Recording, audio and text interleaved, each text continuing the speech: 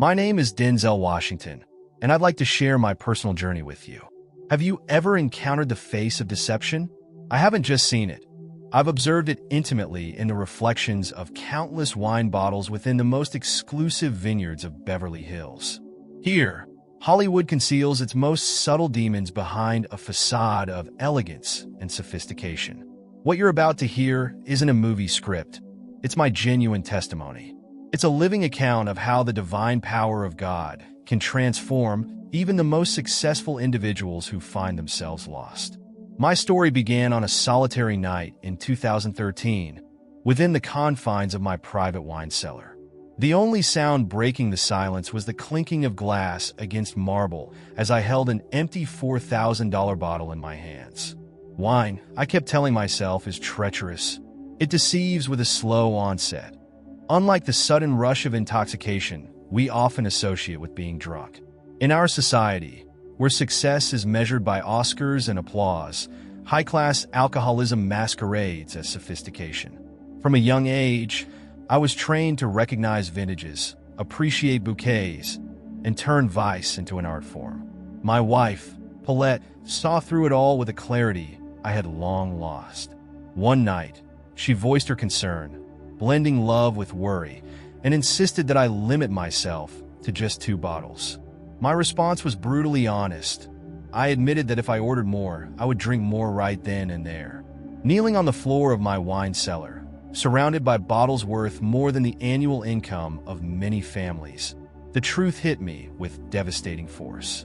Over the years, while I never fell into hard drugs like heroin or cocaine, wine had become both my teacher and executioner. I always abstained while working or preparing for a role, convincing myself that professional discipline offset personal destruction. Each era of wine, as I called them, was a deeper descent into a pit of self-deception.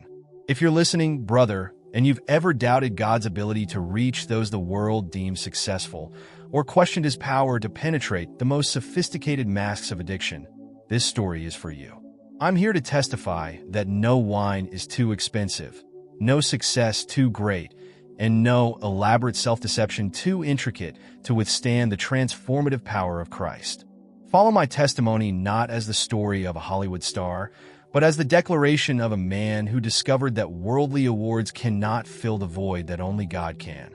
In the pages that follow, I will share how the Lord freed me from the golden chains of sophisticated alcoholism and how his love can penetrate even the most exclusive vineyards of Beverly Hills. My early steps took place on the streets of Mount Vernon, New York, where I navigated the hustle of my mother's beauty salon and the Sunday sermons of my father. I grew up in a world where faith and hard work were woven into the fabric of our daily lives. My mother, Lenus Washington, was more than just a hairdresser. She was a businesswoman who forged her own path in a world that seldom favored Black women. Her salon was not just a business, but a sanctuary where dignity and dreams were nurtured. Amid the hum of hairdryers and the scent of shampoo, my father, Denzel Washington Sr., balanced his life between working at the local water department during the week and preaching about a God I would take decades to truly understand on Sundays. His dual life planted the seeds for my own future struggles.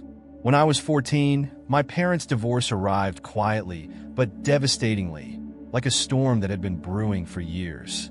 There were no loud arguments or dramatic scenes, just the gradual disappearance of my father from our home, leaving an echo of his Sunday sermons and an unnameable void that haunted me into the most exclusive wine cellars of Hollywood. During those turbulent years, I found refuge in the Boys and Girls Club, a place that saved my life. While other boys succumbed to the street's temptations, I found purpose within those walls. The mentors there saw something in me that I couldn't yet recognize, a potential that alternated my time between the club and working at the local ice cream shop, where every cone served was a lesson in the dignity of honest work. My mother watched my development with a mix of pride and concern. Between clients, she imparted lessons that no school could offer. She taught me that success isn't about what you have, but what you do with what God has given you. Recognizing the dangers lurking in the streets of Mount Vernon, she made a decision that would change my life's trajectory. enrolling me in the Oakland Military Academy. It wasn't punishment, though my teenage heart saw it that way. It was a loving intervention, a divine act disguised as military discipline. At the academy, amid morning formations and curfews, I began experimenting with alcohol. Not the expensive wines that would later fill my cellar, but cheap beer and smuggled liquor. What started as teenage rebellion would plant the seeds for a battle I would face for decades. My mother's letters arrived faithfully each week, filled with maternal love and practical advice, always reminding me of our faith and my roots. "Don't forget where you come from," she wrote, "and more importantly, don't forget who you belong to." These words would echo in my conscience during the dark years ahead. Brother, listen closely. The foundations of our future struggles are often laid in youth, not as spectacular tragedies, but as small cracks in the walls of our faith. My parents' divorce, my work at the ice cream shop, the Boys and Girls Club, the military academy, all these seemingly disconnected pieces would form the mosaic of my personal battle with alcohol and my eventual reunion with God. My university years at Fordham became the stage for my true transformation. I dropped out in 1972, abandoning my dreams of becoming a doctor as my pre-med grades fell below the necessary average. It felt as though God himself was closing one door to open another I couldn't yet see. In those uncertain days, alcohol's whispers grew louder. It was while working as a counselor at a Christian youth camp that I discovered my true calling. Directing a play with the children ignited something within me. The modest stage became my sanctuary, the place where I truly felt alive. My mother's words resonated in my mind. When you find what you love to do, it's God pointing you in the right direction. Switching my major to journalism and later to drama wasn't just a change of study. It was the first step on a path leading me to unimaginable places. My alcohol experiments became more refined, shifting from cheap academy beer to the fine wines that would later dominate my cellar. My first acting role in a university production marked the beginning of something new. Theater became both my sanctuary and my escape. Behind the scenes, bottles began to appear more frequently. One to calm the nerves before stepping on stage, another to celebrate after a performance. By my final year at Fordham, I had secured a full scholarship to the American Conservatory Theater in San Francisco in 1975. While my peers celebrated with champagne, I was developing a taste for California wines. As I would say years later, wine is treacherous. It goes very slowly. It's not like a sudden boom where you're drunk overnight. My talent began to flourish alongside my growing relationship with alcohol. The parties after performances, dinners with fellow actors, and celebrations for every small role became excuses to drink. Yet, I maintained a strict discipline in my work, always abstaining while preparing for a role. This pattern of cycles would define the next few decades of my life. Returning to New York in 1976 marked the start of my professional career. As I navigated the off-Broadway scene, I learned to maintain a facade of control. On stage, I was the consummate professional, but off-stage, wine became my silent companion. Brother, listen closely. The talent God bestows upon us can be both a blessing and a trial. As my career began to take off, the enemy planted the seeds of an addiction that hid behind sophistication. For years, it wasn't hard drugs that destroyed lives overnight, but something more subtle, socially acceptable, yet equally destructive.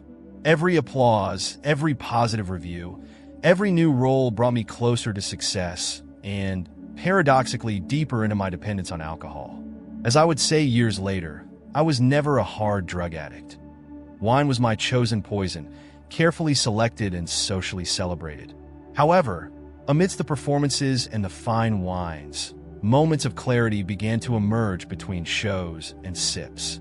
An inner voice, the same one that had guided me from pre-med to theater, whispered that something greater awaited me. Yet, I had to endure many more ears of wine before I was truly ready to listen. The 1980s arrived with a roar, hungry for stars, and Hollywood welcomed me with golden arms concealing sharp claws. My breakthrough role in Carbon Copy in 1981 was just the beginning, but it was St. L's that truly opened the golden doors of the industry. Suddenly, The boy from Mount Vernon was dining in Los Angeles' most exclusive restaurants, where waiters served wines that cost more than my mother's annual salary. In the beauty salon, a veteran actor once told me, "Success in Hollywood is like navigating treacherous waters. Alcohol can be both your compass and your anchor." Little did I know how prophetic that warning would be. My wine cellar began to fill with increasingly expensive bottles, each one a silent trophy of my ascent in the industry. Yet, behind the glamour and success, the battle with alcohol intensified, masking itself as sophistication while slowly eroding my spirit. This journey, filled with triumphs and struggles, stands as a testament to the transformative power of faith and divine intervention. It's a reminder that no matter how high we climb or how refined our vices become, the true path to fulfillment lies in embracing the love and power that only God can offer. The year 1987 marked a significant turning point in my life. After being nominated for an Oscar for my role in Cry of Freedom, the atmosphere around me began to transform. Celebrations became more sophisticated, with upscale parties replacing the simpler gatherings of the past. The cost of bottles soared, and toasts became a regular part of my routine.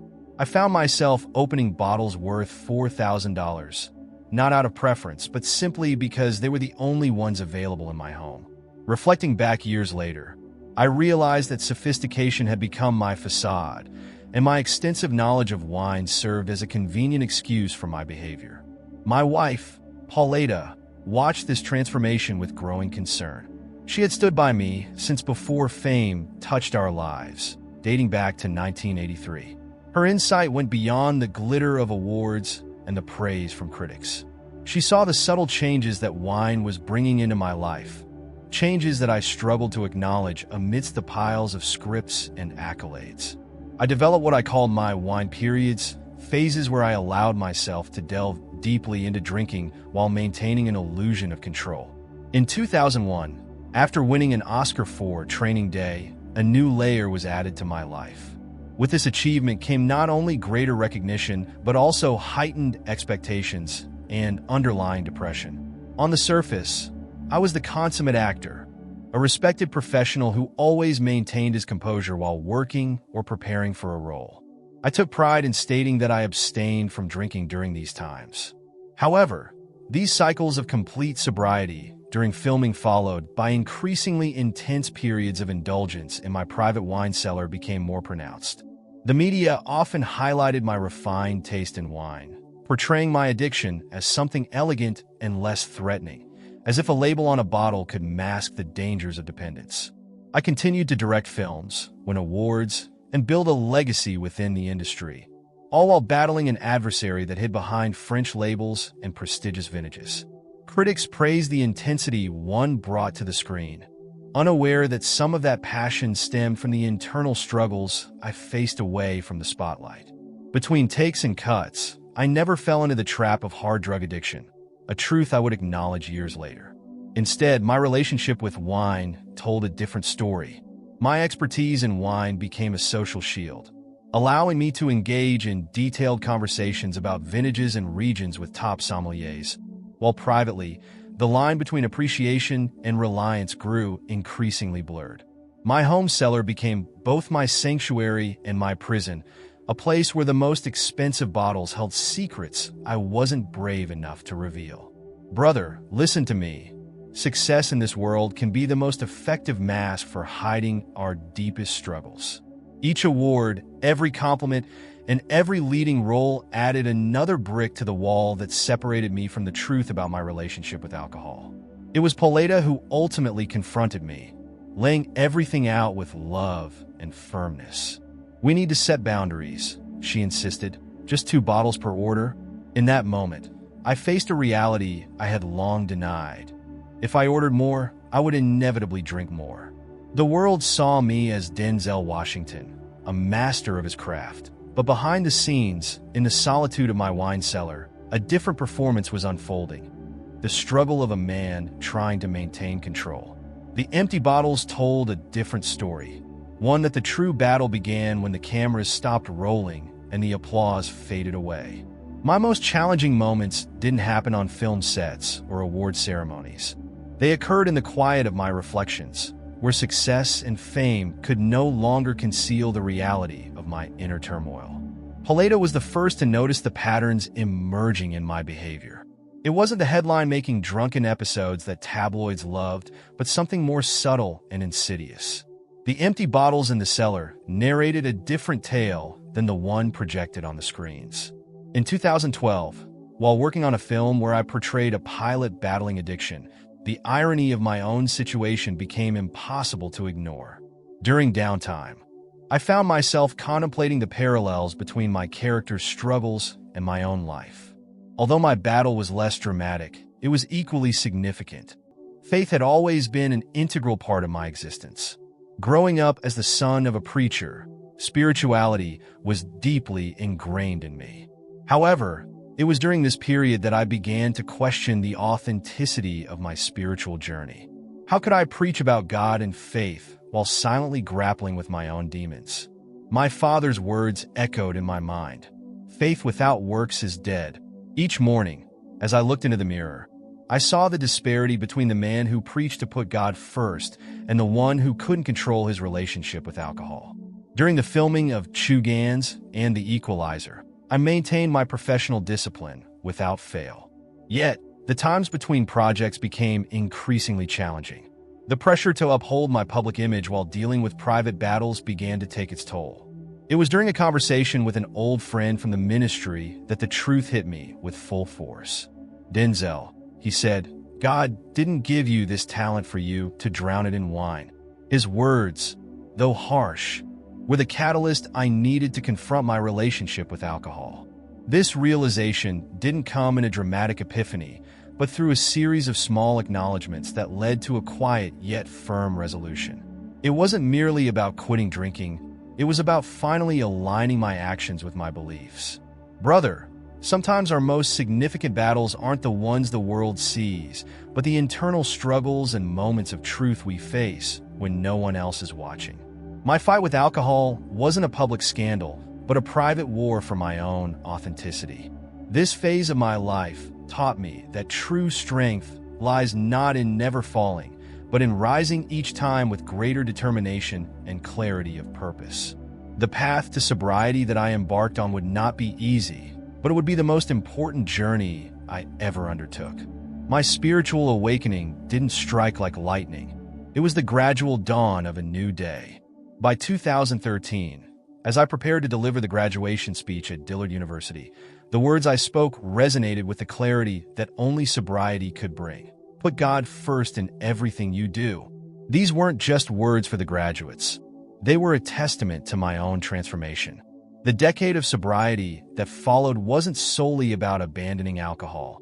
It was about returning to the fundamental truths my preacher father had instilled in me from childhood. The Church of God in Christ became my anchor during this period. Every Sunday, sitting alongside other faithful believers, I found a strength that no expensive bottle of wine could ever provide. I had been attending church every Sunday for decades, not out of obligation, but out of a deep spiritual need.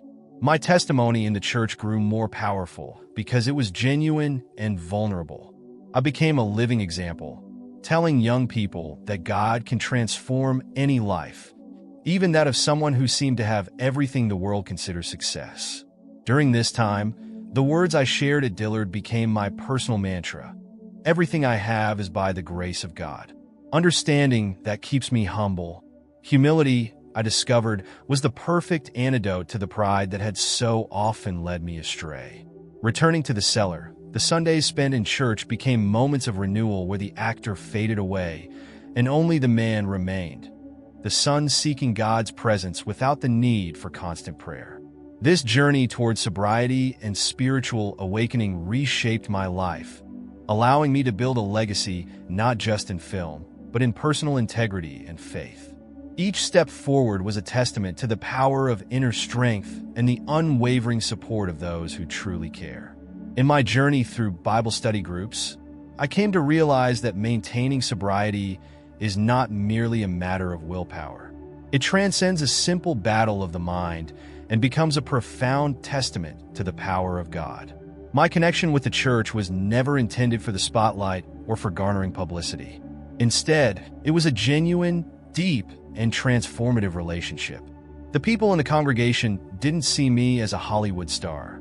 They saw me as a fellow brother in Christ who was struggling, growing, and evolving alongside them. As I navigated this path, it became clear that faith and sobriety are intrinsically linked.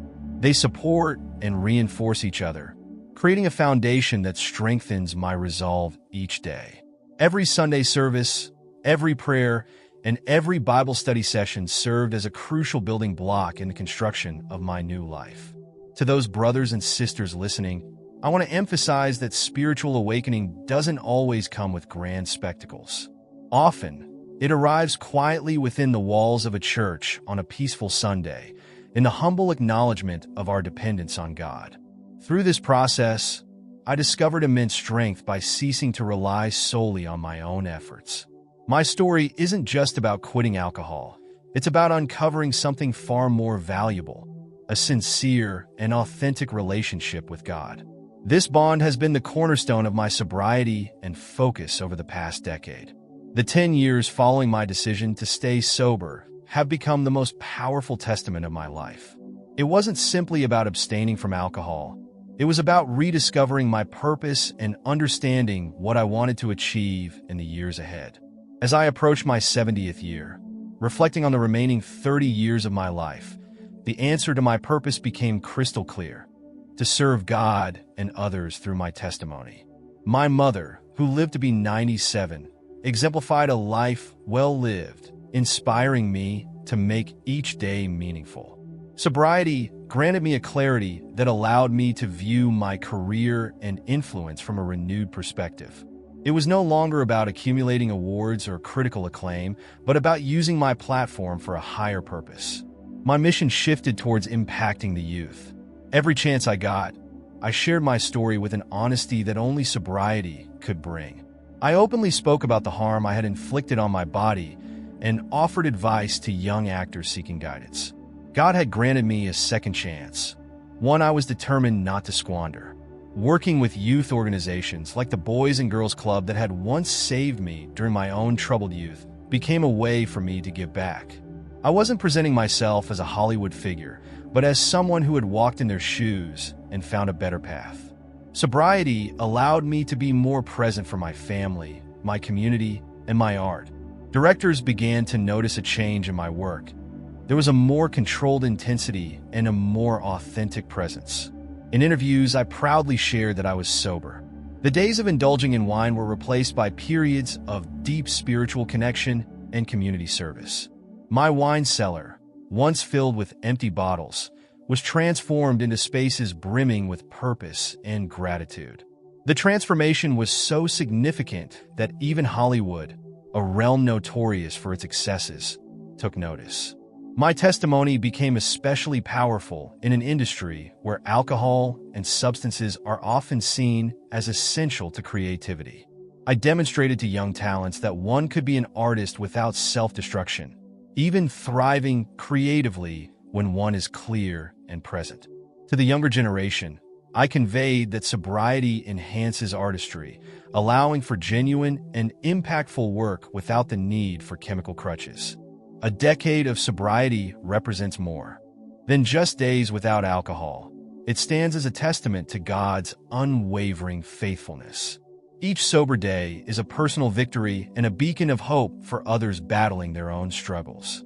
This past 10 years have taught me that true freedom lies not in the ability to drink whatever one desires, but in the absence of the need to drink at all.